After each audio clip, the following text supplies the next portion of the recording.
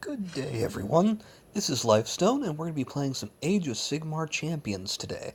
We're playing a Nagash aggro deck because we have a quest to play a whole lot of def cards.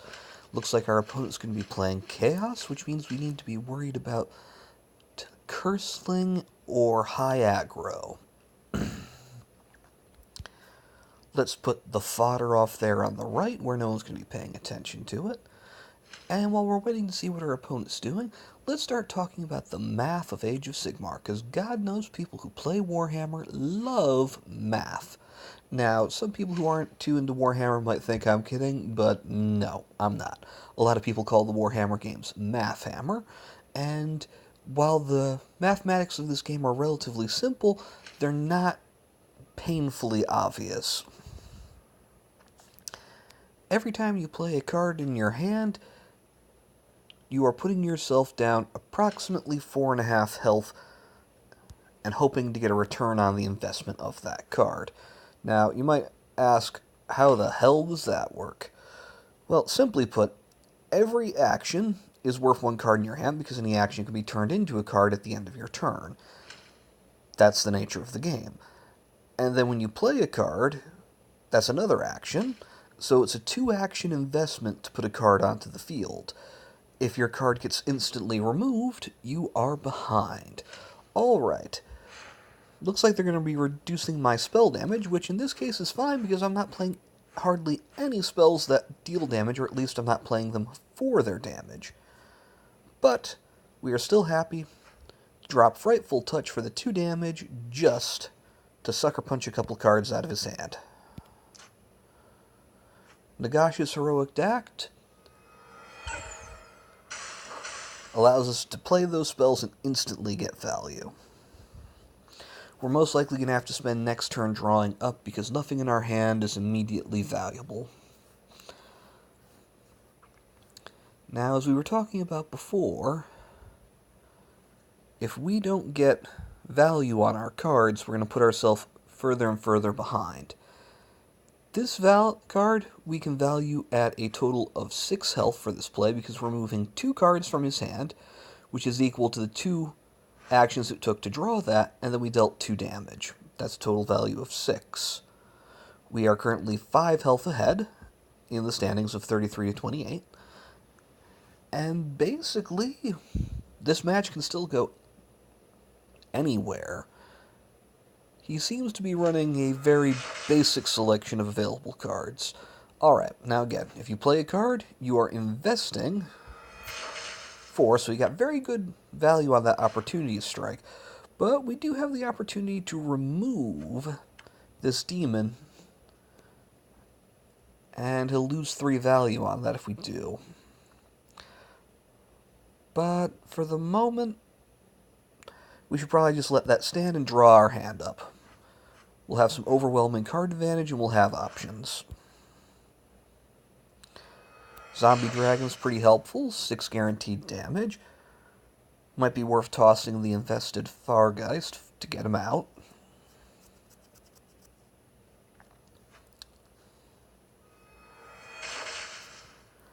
You never want to be paying an action for 1 point of damage this early in the game. Can only possibly hurt you.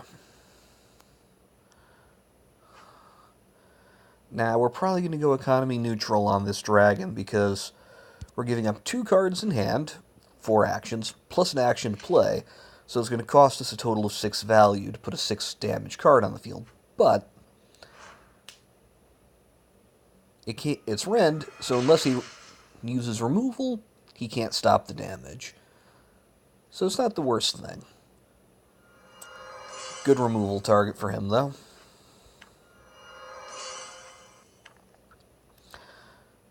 On the plus side, we did get a little bit of quest completion, although we are behind in quests in general. We've only done 1 turn to his 3.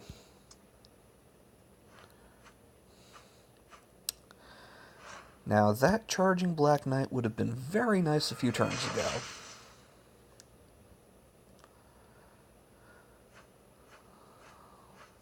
He's just drawing up, which is strategically pretty sensible for him. We're going to draw up a bit more as well. I don't think we have enough... Well, we could get some value on that out of the graveyard, although, unless he plays a unit in front of Nagash, we're going to probably want a Frightful Touch again. Although playing a unit in front of Nagash is a very good deal for him right now. But if he does, we're just going to put the Black Knight up there and punish it. Let's see what happens.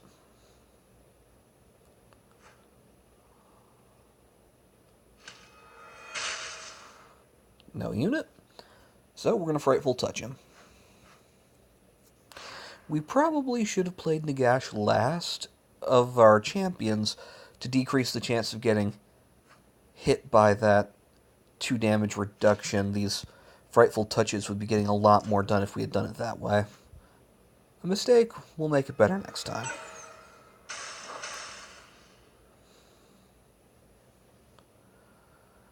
Now, that cost us 2 actions and a card from hand, total value of 6.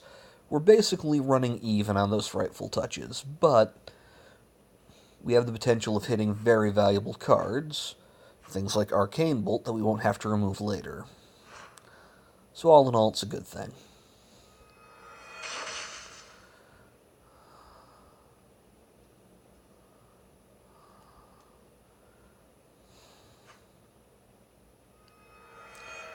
Oof.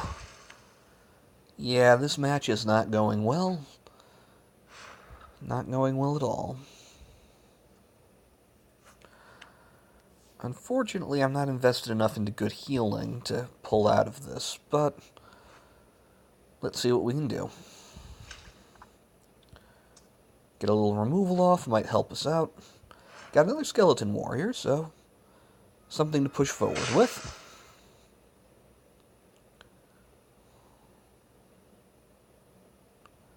It might have also been beneficial to, instead of playing that, just snipe out the last 2 cards from his hand. And, of course, he jumped ship.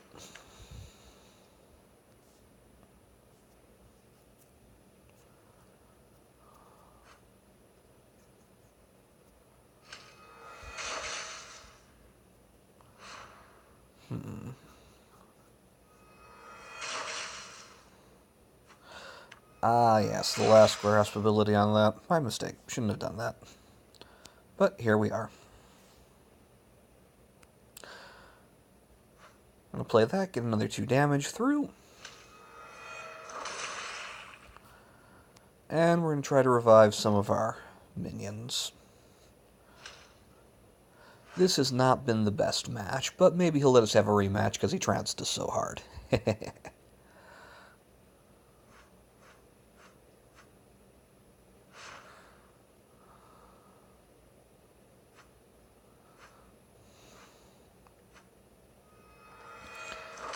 He doesn't seem to be running any damage reduction, so we're actually going to be better off playing that.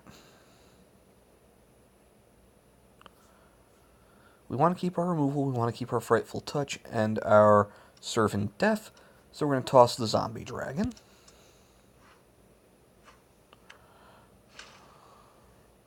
Get another quest done on him.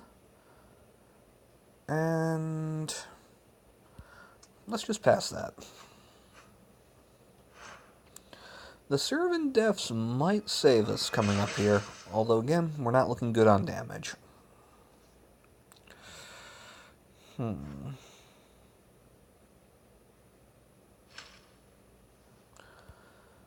Let's see.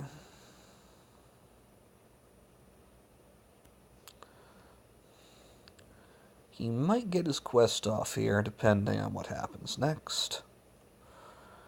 And unfortunately, we're still a couple of turns from getting good value on our Servant Deaths.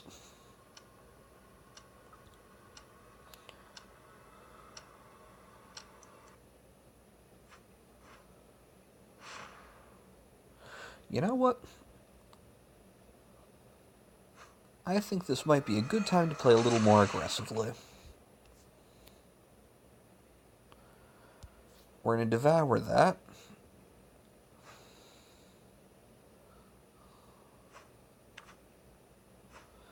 Zombie Dragon goes back into the deck, so we barely have any cards in our graveyard as it stands now, which is good or bad. And then we drop Skeletal Warriors. Snipe another 2 cards out of his hand, which you might be noticing is a pretty big theme with our strategy.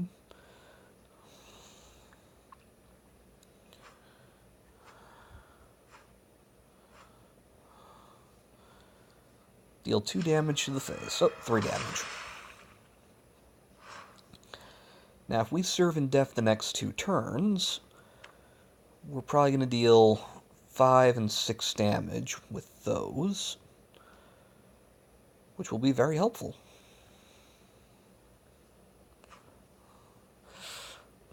Blood Hunt gets work done.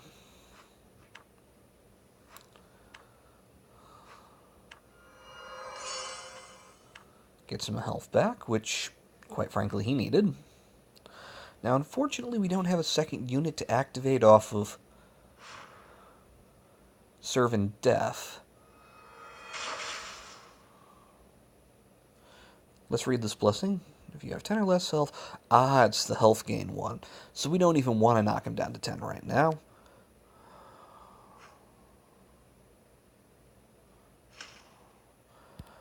Now, this is risky. If he's holding a unit, we just gave up a whole lot of junk for nothing. But if he's not, he's going to end up having to draw a card, and Nagash is going to steal that from him. Let's see what happens. Again, you should always be thinking about the economy of your plays. If we spent that next action, even though it would have gotten rid of the card, we would have been losing tempo. We might come back in this. The odds aren't great in our favor, but we've got a shot. While he's deciding what he wants to do, we're going to look at our graveyard. I see 3 Risen units, so we might be playing Nagash's once-a-turn ability in the near future. Ooh, now that hurt. Although...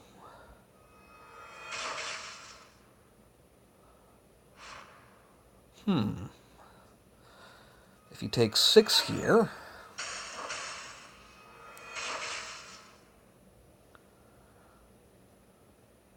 How can I take advantage of this?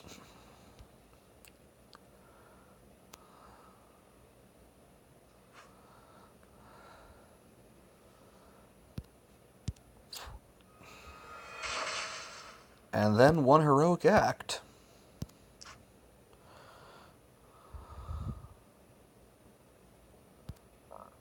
Sometimes that card interface doesn't proc quite as it is. Things for them to fix in the future. But it looks like we got the comeback from 1 health. Awesome game. Let's see if he wants a rematch. If not, we're going to call that a day. Some more card level ups. Made some progress on that death quest. And it looks like it's done, so we're going to call it. Thanks for stopping by. Like and subscribe.